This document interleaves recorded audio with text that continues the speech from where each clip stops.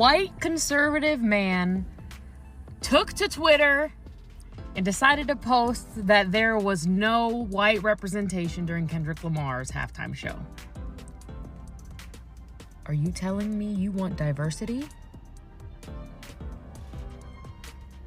Are you telling me you want equity? And are you telling me you want inclusion? Kim, come get this shit off my television! I was watching the football game and it switched over to the goddamn BET! White people, it is okay to not be the center of attention all the time, okay? And I'm not talking about all white people, but you know the type of white person I'm talking about. The type of white person that is so upset that Kendrick Lamar did not have one white person on the field when he did his halftime Super Bowl performance, when he was telling the Black American story during Black History Month and had the nerve to call it racist. Those are the ones I'm talking about. Like a ain't you tired? Try a chord and it's probably A minor. A minor.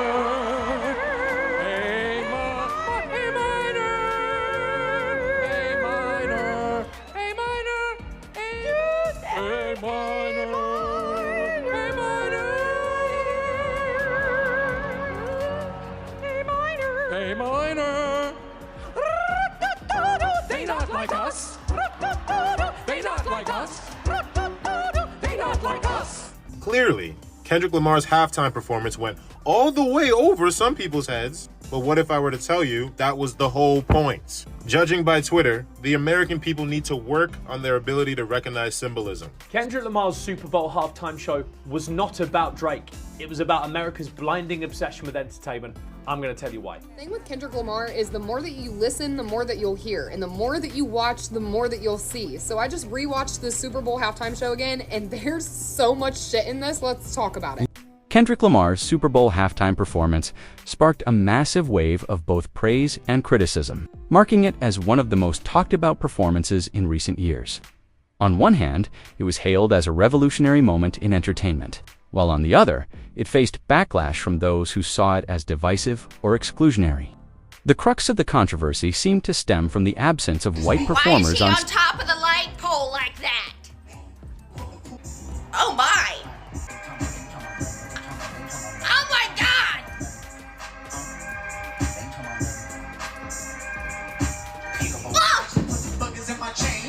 Whoa! Oh my heart!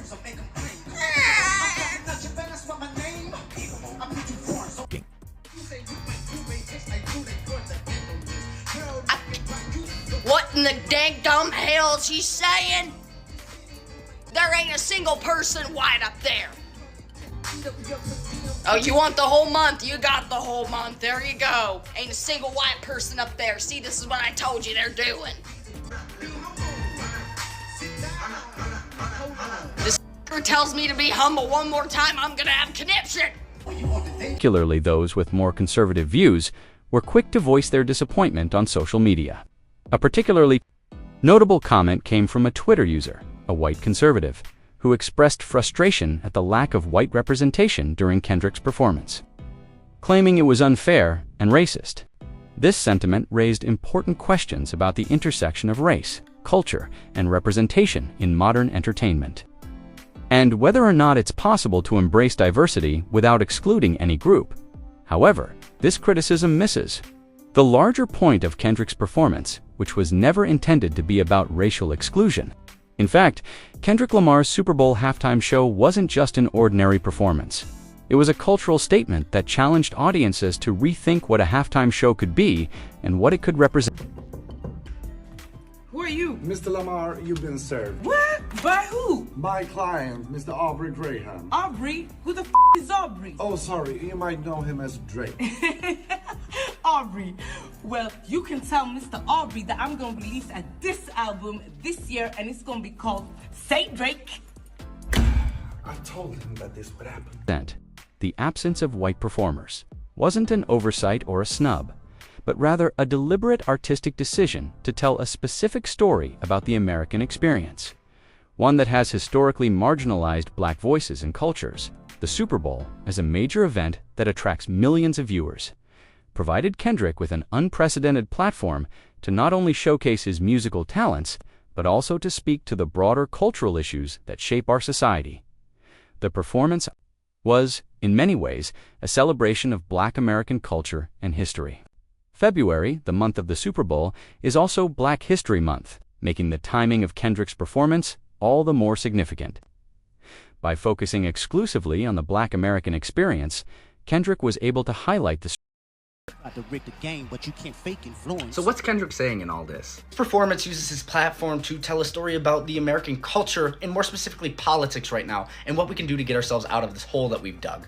Kendrick opens his performance on the cheat code for body armor on the PlayStation version of GTA 5. Shortly after that, Samuel L. Jackson comes out dressed as Uncle Sam to say welcome to the great American game. First song that Kendrick plays in this performance is Body, which is a teaser for GNX, his most recent album, and he ends that teaser with, "The revolution about to be televised, you picked the right time but the wrong guy." What Kendrick is saying is that it's the right time to fight back against the powerful and the rich, but you chose a rich man to lead us. He's talking about how bad of a president Donald Trump is for this moment in time. Then straight into squabble up, saying that this is going to be a fight. We have to fight for what we believe in. Uncle Sam then comes back and calls Kendrick, like, "Hey Kendrick, you're one of us. You're rich too. You should not be trying to help these people." Kendrick then plays Humble, which is one of his loudest songs. Like, no, this is me being humble. This further backed up by DNA, because DNA is again like, this is in my blood, this is who I'm supposed to be. He interrupts DNA with Euphoria because he has a revelation. Then Kendrick starts playing Man at the Garden and he's like, wait, no, I deserve it all. This song is about self-worth and how we should all have self-worth. We should all strive to be the man at the garden, but we cannot all be the man at the garden. Why you think you deserve the greatest of all?